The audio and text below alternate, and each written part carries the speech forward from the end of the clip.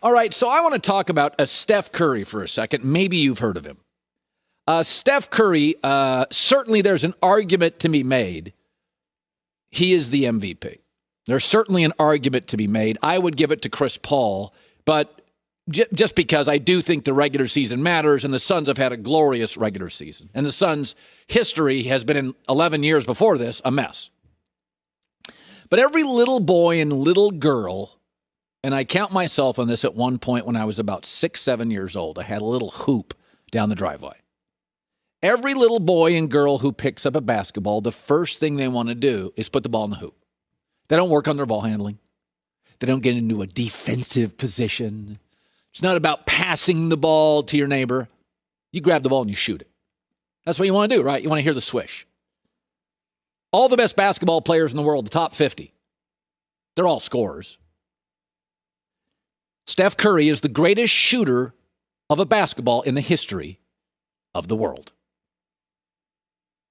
That act of grabbing and shooting a ball, he's the best ever in the history of the world. If he played Michael Jordan in horse, he would have HORSE, and Michael would be putting on his second sock.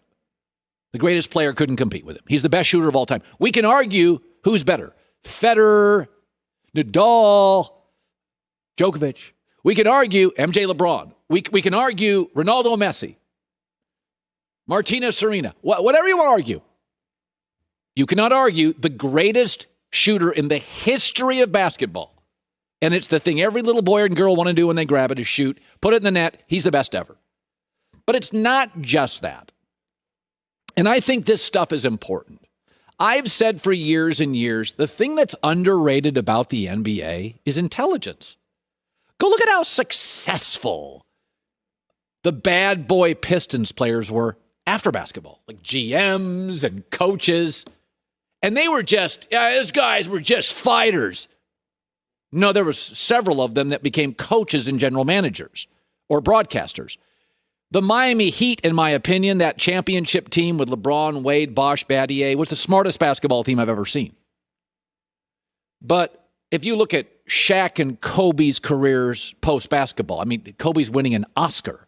Shaq is Mr. Business. That being smart and self-awareness and the ability to adapt and play with others is really not a nuance. It's really, really important. In the NBA, now we don't even want players going to college. Go to the G League for an hour, go play. That means players are younger.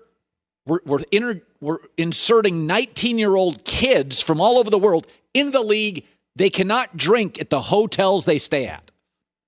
They can't go to the bar in the Ritz-Carlton they stay at. They're kids. In the NFL, you play 3 years minimum. You often redshirt. God, you watch the draft. Some of these guys went to college for 5 years. They're 23 years old. They're married by the time they get to the NFL. They've gone to college. They've dealt with classes, other kids, genders, races, religions. It's a whole different world. But basketball, you're good. You're in the league. Go. So there's a lot of dysfunction. A lot of kids are emotionally overwhelmed. And here is Steph Curry, 2-2-2, 2 MVPs, 2 titles, 2 scoring championships. Only Wilt and Kareem and MJ can say that. But I think what makes Steph Curry, beyond being the best shooter in the history of basketball, and I would argue, certainly arguable, the best ball handler, is that with all the stuff this year that's gone on, the franchise is sort of an injury, transient, underwhelming, uneven mess, and he got him into the playoffs. Now think of how good Bradley Beal and Westbrook are. They'll both make the Hall of Fame. In the East, we're not sure. They have play-in games.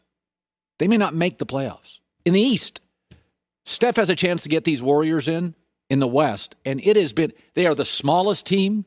Their top draft pick got hurt. Klay Thompson got hurt. Kevin Durant left a couple years ago.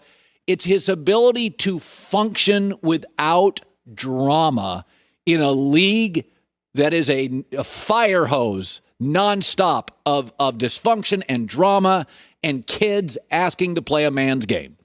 And here's Steph Curry, this Warriors season. Think about this.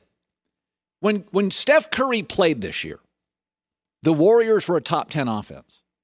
When Steph Curry was not on the floor this year, it was the worst NBA offense in 5 years.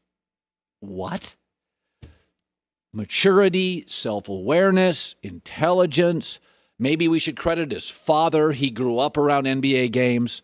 But Golden State has been a noisy operation. Some of it their fault, some not for the last 2 years.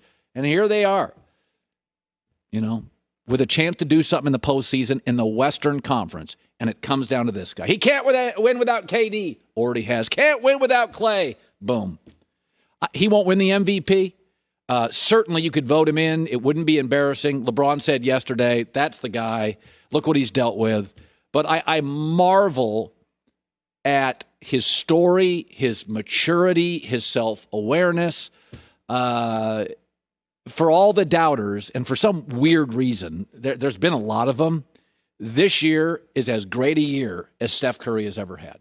They're simply not functional enough and not talented enough to do anything in the postseason. But the fact they have a puncher's chance